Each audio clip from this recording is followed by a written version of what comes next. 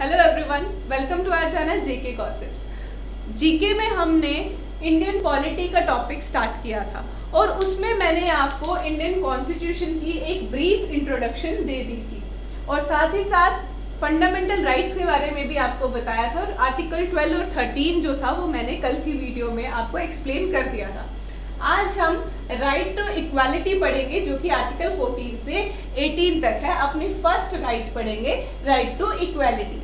इसके अंदर 5 राइट्स आती हैं। ये पांचों राइट्स जो है वो इंडिया के सिटीजन्स को इक्वालिटी प्रोवाइड करने की बात करती है। कुछ ऐसे आर्टिकल्स भी हैं जो सिर्फ इंडियन सिटीजन्स को नहीं, फॉरेन सिटीजन्स को भी इक्वालिटी प्रोवाइड करने की बात करती है। जैसे फॉर एग्जाम्पल आर्टिकल 14, ये बाहर के सिटीजन्स को भी, फॉरेन सिटीजन्स को भी अवेलेबल है। तो एक एक करके मैं आपको ये राइट जो है पढ़ाती जाऊंगी। पहले मैं थोड़ा सा आपको बता दूं कि आर्टिकल 14 में है equality before law and equal protection of laws. इसका मैं अच्छे से एक्सप्लेन कराऊंगी। पहले मैं आपको पांचों बता दूं। 15 बात करता है prohibition of discrimination against citizen. 16 बात करता है equality of opportunity in public employment.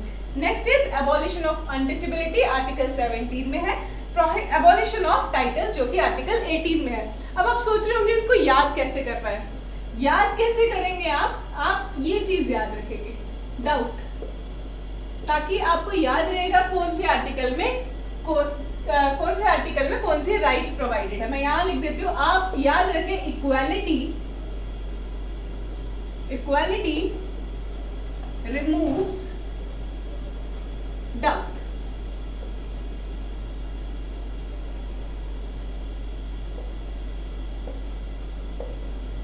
Equality removes doubt. अब आप कैसे याद रखेंगे? सबसे पहला आर्टिकल जो है वो इक्वालिटी बिफोर लॉ है, इसका इक्वालिटी। देन आप जानते हैं जैसे डाउट हम बोलते हैं उसमें बी साइलेंट रहता है, यहाँ पे भी हम बी को साइलेंट रखेंगे। DOUT को ध्यान में रखते हुए डी से discrimination, O opportunity, U untouchability और T से टाइटल्स। तो अब जैसे अगर आप ये याद रख लेंगे कि 14 से 18 तक है। 14 तो मैंने आपको बता दिया इक्वालिटी। अब यहाँ पे कंफ्यूजन ना हो सकता है वो आपसे डायरेक्टली पूछ ले, किसी एक एग्जाम में पूछा भी गया था ये कि एबॉलिशन ऑफ अनटचेबिलिटी जो है वो कौन से आर्टिकल में प्रोवाइडेड है। तो आप डाउट को याद कर लीजिएगा। आपको पता है 15, 16, 17, 18। तो डी से डिस्क्रिमिनेशन 15, ओ से opportunity is in 16, U untouchability 17 and T titles. तो इस ट्रिक से आप याद रख सकते हैं कि कौन सा आर्टिकल पहले है, कौन सा आर्टिकल बाद में है। याद रखिए बी बोलने में भी साइलेंट है और इस ट्रिक में भी बी साइलेंट रहेगा। इक्वालिटी रिमूव्स डाउट याद रखें तो आपको राइट टू इक्वालिटी के सिमेट्री याद हो जाएगी कि 14 से 18 में पहले कौन सा है, बाद में कौन सा है। अब मैं आपको एक एक करके हर एक आर्टिकल डिस्क्राइब करती हूँ। अब सबसे पहले आता है इक्वालिटी, आर्टिकल 14 जो बात करता है इक्वालिटी बिफोर लॉ और इक्वल प्रोटेक्शन ऑफ लॉज की।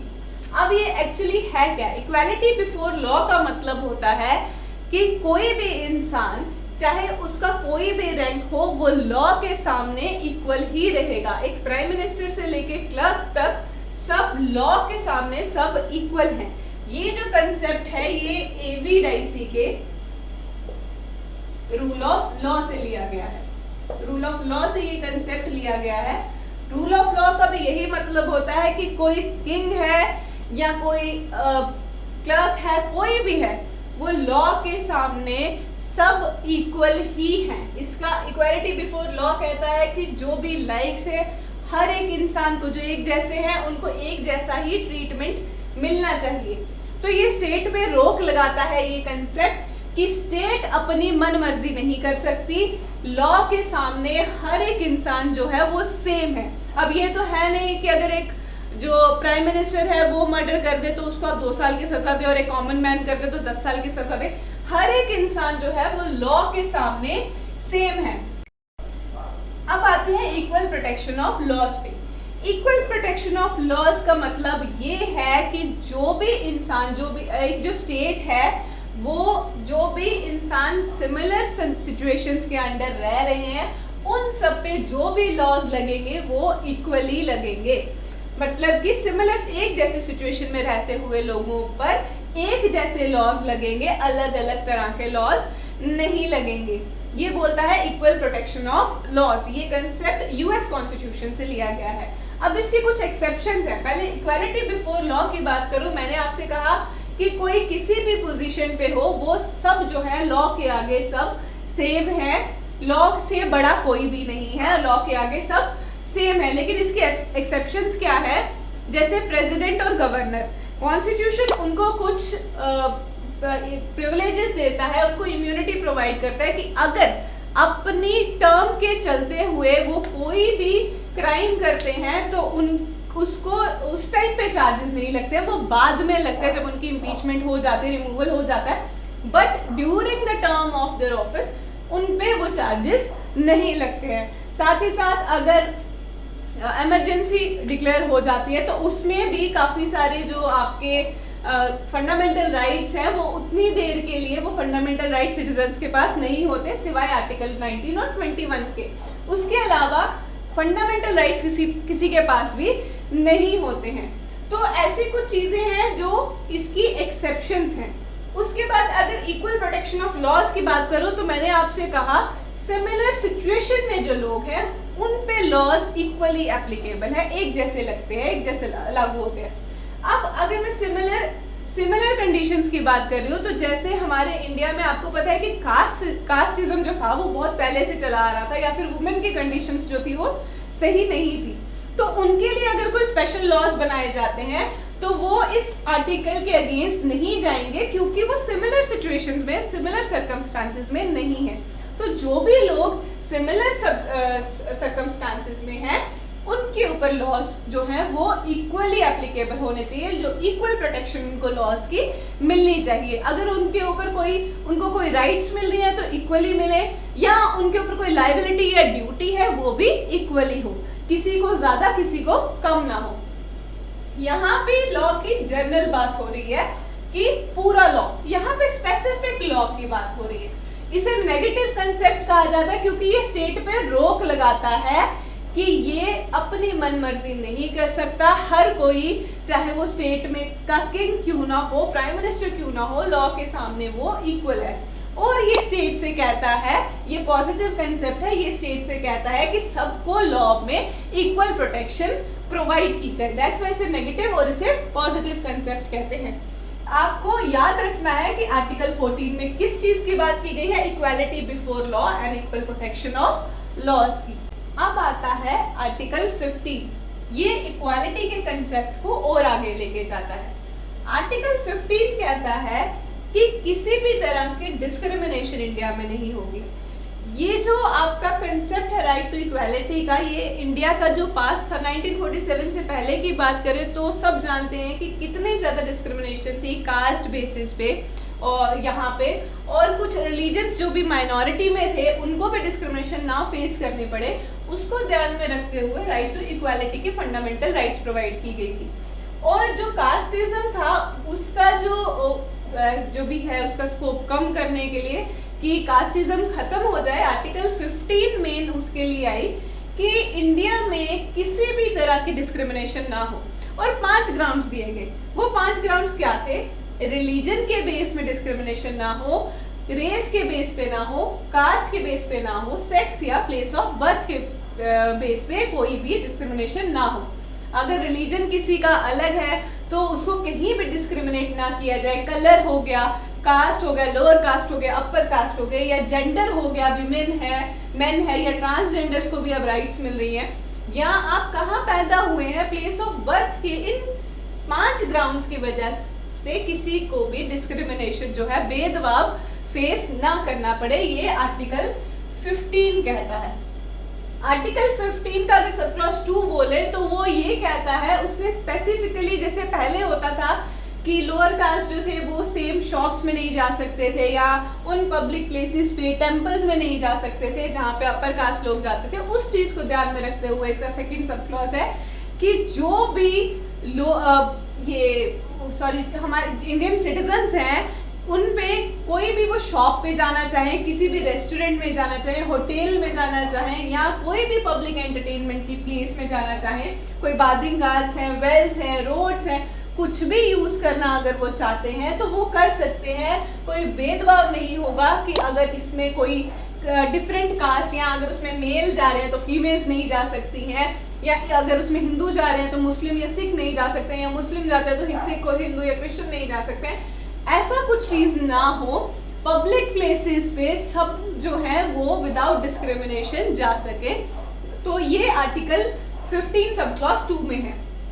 फिर इसके बाद आर्टिकल 15(3) इसकी एक्सेप्शन है।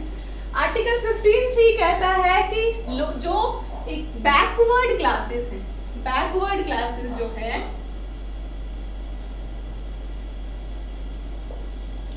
बैकवर्ड क्लासेस, उसमें कौन सी आ जाती है, जैसे जो भी सोशली बैकवर्ड हैं या एजुकेशनली बैकवर्ड क्लासेस हैं, उनके एडवांसमेंट के लिए, उनकी अपलिफ्टमेंट, उनकी डेवलपमेंट के लिए, उनको सोसाइटी में उठाने के लिए, क्योंकि उनको बहुत ज़्यादा डिस्क्रिमिनेशन फेस करना पड़ा था जिसकी वजह से वो पीछे रह गए, वो पीछे ना रहे। बैकवर्ड क्लासेस की डेवलपमेंट के लिए जो स्टेट है, जो इंडिया है, वो स्पेशल लॉज बना सकती है, उसको डिस्क्रिमिनेशन नहीं माना जाएगा। दैट्स व्हाई रिजर्वेशन दी जाती है। वो वैसे आर्टिकल 16 में आती है स्टिल।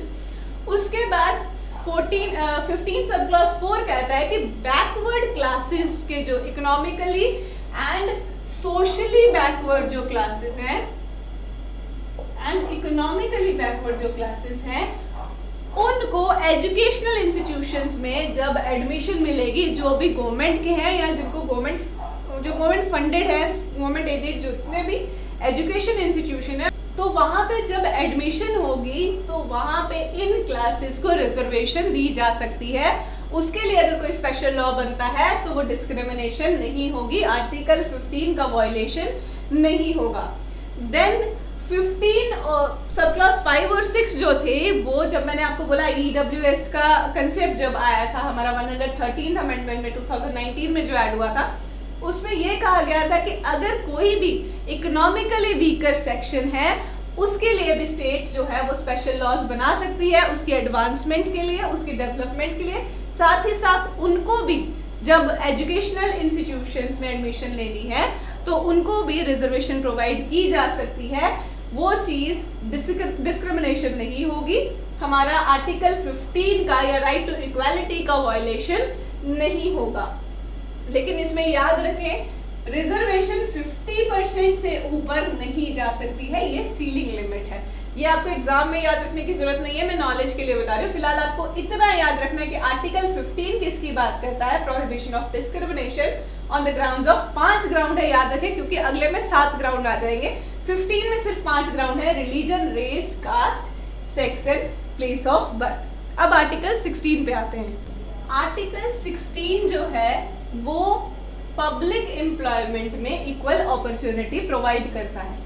कोई भी गवर्नमेंट के अंडर ऑफिस है, चाहे वो स्टेट गवर्नमेंट है या सेंट्रल गवर्नमेंट के अंडर ऑफिस है, वहां पे जब कोई भी जॉब है, उसकी जो अपॉइंटमेंट है या कोई भी एम्प्लॉयमेंट है, वहां पे डिस्क्रिमिनेशन नहीं की कर सकती स्टेट। अब किन ग्राउंड्स पे नहीं कर सकती, पीछे आपने पिछले सेक्शन में आर्टिकल में पढ़ा कि 5 ग्राउंड्स थे, अब इसमें 7 ग्राउंड है। वो है religion, caste, race, sex, descent, place of birth and residence.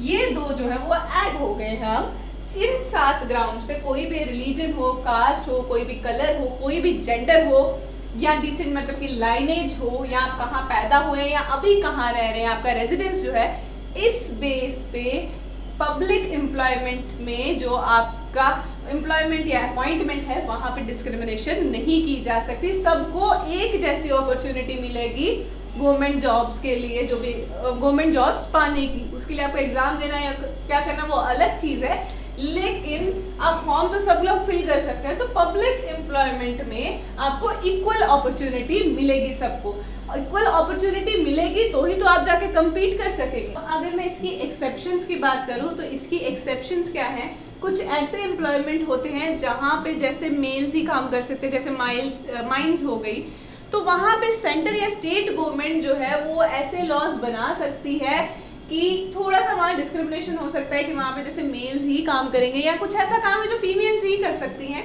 तो उन जगह पे सेंटर या स्टेट गवर्नमेंट लॉज बना सकती है, वो डिस्क्रिमिनेशन नहीं होगा, वो आर्टिकल 16 का वायलेशन नहीं होगा। साथ ही साथ जो आप हमारी गवर्नमेंट है वो रिजर्वेशन के लिए जो है कुछ लॉज बना सकती है, तो जैसे जितनी भी सोशली या बैकवर्ड क्लासेस होती है, या एसटीज हैं, एससीज हैं, ओबीसीज हैं, ईडब्ल्यूएस हैं, उनके रिजर्वेशन के लिए, जॉब्स में रिजर्वेशन के लिए जो गवर्नमेंट है वो लॉज बना सकते हैं, बट वो रिजर्वेशन मैंने आपको बताया 50% से ज़्यादा नहीं होना चाहिए। Ceiling limit is 50%। अगर आपको मैं रिलीजन के बेस पे बोलूँ, जैसे कुछ रिलीजियस ही इंस्टीट्यूशंस होते हैं, वहाँ पे उसी रिलीजन का इंसान जो है वो काम करेगा। अगर ऐसा कोई कुछ है, जैसे कोई टेम्पल है तो उसकी देखरेख किसी हिंदू प्रीस्ट को ही दी जाए, या मस्जिद है तो एक मौलवी को ही दी जाए, या गुरुद्वारा है तो सिख रिलीजन के पर्सन को ही दी जाए, ऐसा डिस्क्रिमिनेशन जो है वो कर सकते हैं। ये आर्टिकल 16 का वायलेशन बिल्कुल भी नहीं होगा। इसके अलावा पब्लिक एम्प्लॉयमेंट में कोई भी डिस्क्रिमिनेशन नहीं होना चाहिए, सबको इक्वल अपॉर्चुनिटी मिलनी चाहिए उसमें पार्टिसिपेट करने की।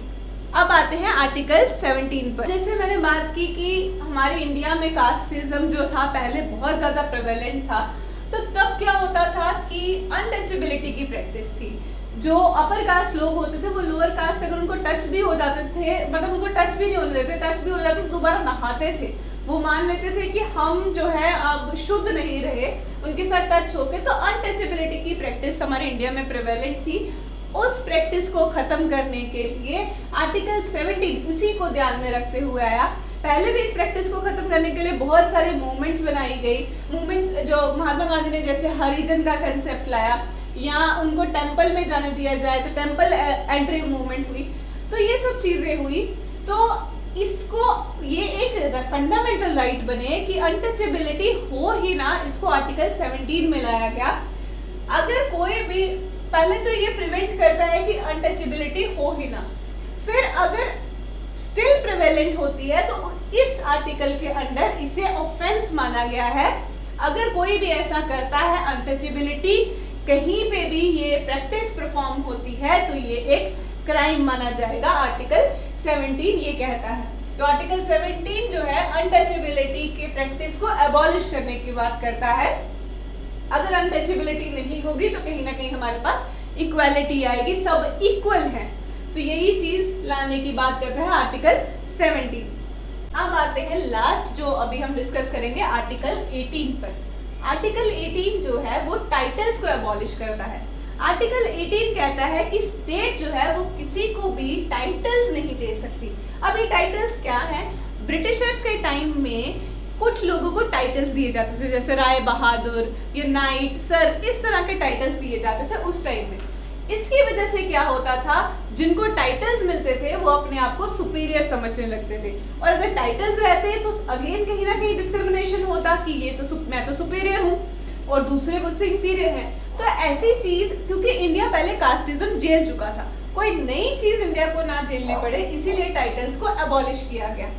अब टाइटल्स जो है, इसमें जो क्लॉज 1 है वो कहती है कि स्टेट किसी को कोई भी टाइटल कॉन्फर नहीं कर सकता, लेकिन उसकी एक्सेप्शन क्या है, मिलिट्री के जो आपको आर्मी में या मिलिट्री में जो भी आपको टाइटल्स मिलते हैं, जैसे लेफ्टिनेंट या मेजर, कैप्टन, वो वाले टाइटल्स को ये एबॉलिश नहीं किया गया है। साथ ही में जो आपके एजुकेशन के हिसाब से मिलते हैं, जैसे सीए, डॉक्टर, एडवोकेट, एलएलबी, ये वाले जो टाइटल्स हैं इनको भी एबॉलिश नहीं किया गया है, ये वाले टाइटल्स दिए जा सकते हैं। इसके अलावा जैसे राय बहादुर, सर, नाइट, ये वाले जो टाइटल्स है ये एबॉलिश कर दिए गए हैं, स्टेट किसी को भी नहीं दे सकती।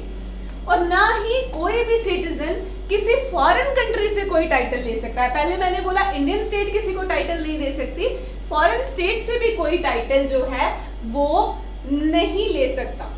नेक्स्ट इज, अगर कोई इंडिया का सिटीजन नहीं है लेकिन अगर वो इंडिया के अंडर, इंडियन स्टेट के अंडर काम कर रहा है, तो वो अगर फॉरेन से कोई टाइटल लेना चाहता है या फॉरेन से कोई गिफ्ट या प्रेजेंट या एमोलमेंट्स लेना चाहता है, तो भी उसको इंडिया के प्रेसिडेंट की परमिशन लेनी पड़ेगी। उसके बिना वो फॉरेन स्टेट से कोई भी टाइटल, कोई भी प्रेजेंट, कोई भी एमोलमेंट नहीं ले सकता है। तो ये आ गया एबॉलिशन ऑफ टाइटल्स, कि किसी को भी जो स्टेट है कोई टाइटल नहीं देगी। अब इसमें कंफ्यूजन हुई लोगों को कि क्या जो अवार्ड्स मिलते हैं, जैसे पद्मश्री या पद्म विभूषण, ये वाले अवार्ड्स मिलते हैं, क्या ये टाइटल में आएंगे? तो सुप्रीम कोर्ट ने बोला कि जो आर्टिकल 18 है इसमें टाइटल्स देने की बात की है, जो ऐसा ना है कि कोई सुपीरियर है कोई इंफीरियर है। लेकिन ये जो पद्मश्री है, पद्म विभूषण है, अशोक चक्र है, ये सब जो मिल रहे हैं ये किसी की ब्रेवरी या काबिलियत पे मिल रहे हैं, ये कोई सुपीरियर नहीं किसी को बता रहे हैं। तो ये अवार्ड्स जो मिलते हैं, जो नाम के साथ हम लगा देते हैं कि पद्मश्री अवार्डी या अशोक चक्र अवार्डी, तो इसको टाइटल्स के अंदर नहीं गिना जाएगा, इसे टाइटल्स के अंदर अबॉलिश नहीं किया जाएगा। ये अवार्ड्स जो है, अवार्ड्स के जो नाम के साथ जो लगते हैं वो पद्मश्री, पद्म विभूषण वो लग सकते हैं, लेकिन आप उसको एज अ सरनेम वगैरह यूज नहीं कर सकते। जिनको अवार्ड मिला है वो उसको एज अ सफिक्स यूज कर सकते हैं, वो टाइटल्स में नहीं आएगा। तो आर्टिकल 18 स्टेट को रिस्ट्रिक्ट करता है कि स्टेट किसी भी इंडियन सिटीजन को कोई भी टाइटल या बाहर के सिटीजन को कोई भी टाइटल कॉन्फर नहीं कर सकती है, ना ही आप फॉरेन कंट्री से कोई टाइटल ले सकते हैं। और अगर कोई फॉरेनर इंडिया में काम कर रहा है, उसे अगर किसी फॉरेन कंट्री से कोई टाइटल लेना है, सॉरी इंडिया की स्टेट में अगर कोई काम कर रहा है फॉरेनर, तो उसे पहले प्रेसिडेंट की परमिशन लेनी पड़ेगी। तो ये थे हमारे आर्टिकल 14 से 18 जो इक्वालिटी की बात करते थे। इसके बाद के आर्टिकल्स हम कल की वीडियो में डिस्कस करेंगे। आज के लिए इतना ही। Thank you.